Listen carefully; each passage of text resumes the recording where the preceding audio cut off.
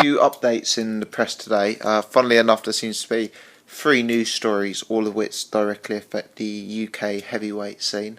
I guess the first one I'm told is that John McDermott versus Ian Lewison is off.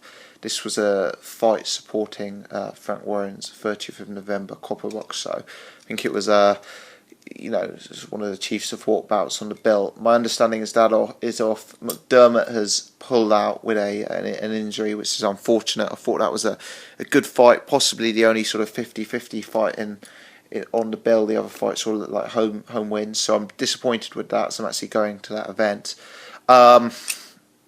I noticed Ian Lewison calling out Richard Towers on Twitter.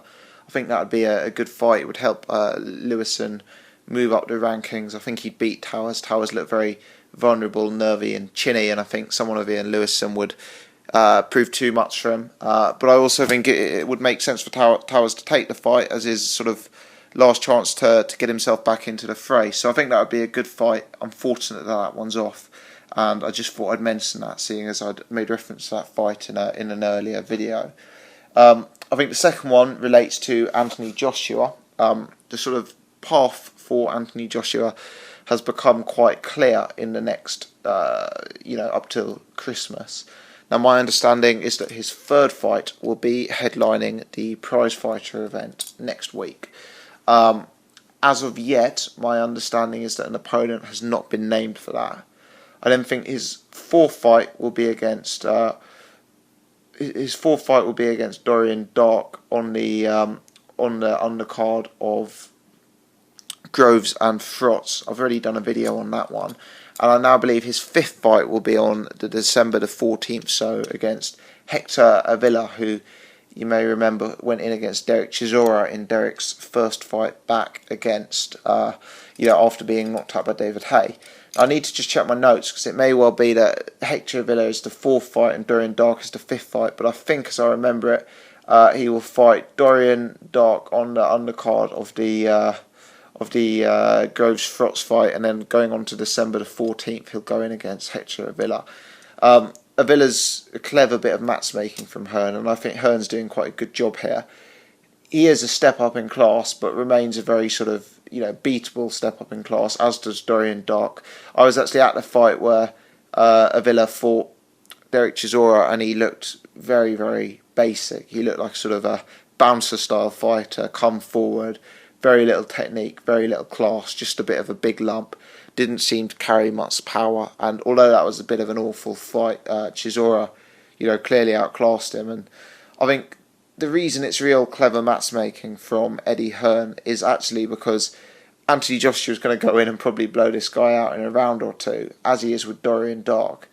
And then Eddie Hearn is able to say, well, look, Anthony Joshua knocked out Dorian Dark, Hughie Fury couldn't. Oh, look, Anthony Joshua took out Hector Avila in a round or two, took Derek Chisora 9. Derek Chisora's, trying to fight at world level, looking for a title shot. Anthony Joshua is already at that level on his fourth or fifth fight. So it's clever matchmaking from Hearn, because it allows him to draw these comparisons without ever exposing Joshua to real risk. And at the same time, whilst Dark and Avila are very winnable opponents, they are certainly in the right direction compared to his first two fights. So, I think that's good from Hearn. I was quite impressed with Avila when I saw his name. I thought that was a good bit of matchmaking there.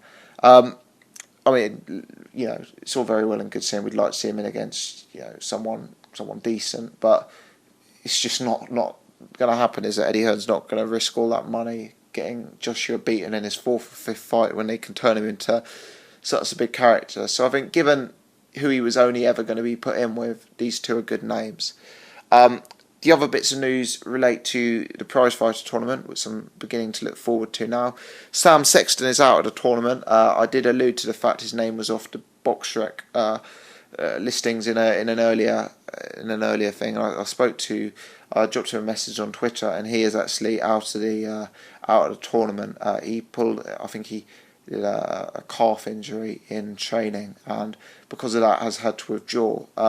It's the same, Sam Sexton seems very confident of winning it, and I think with his previous history and proof that he likes the format, he would have had a very good chance. So interesting to see where he turns up next. I think he's going to be out for a few months, realistically, before he fights again. So he's out. The full lineup has now been announced. I will do a preview video before, just going over all the names and doing a bit more analysis into some of the lesser known fighters.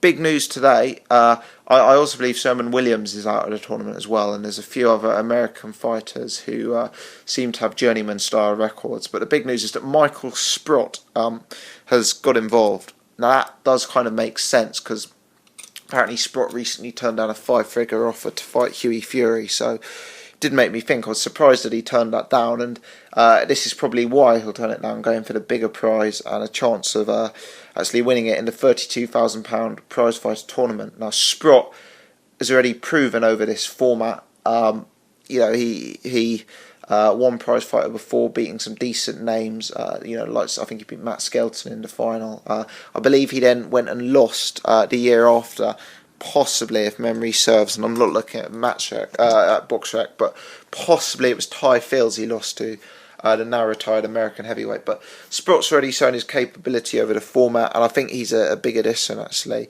I think Sprott has got a decent chance of winning it for the same reasons as Sexton, just in that he's proven his capability over the format before, and I think that's so important. I think Sexton had a lot less miles on the clock than Sprott, and had been in a few less wars, but nevertheless, I think the reasons that I thought Sexton would do well ring true with Sprott. So he'll be an interesting one to watch. I watched Sprott's, I think his last 2 fights were against Edmund Gerber, who Chisora recently destroyed, and Sprott beat Gerber, which is pretty good form.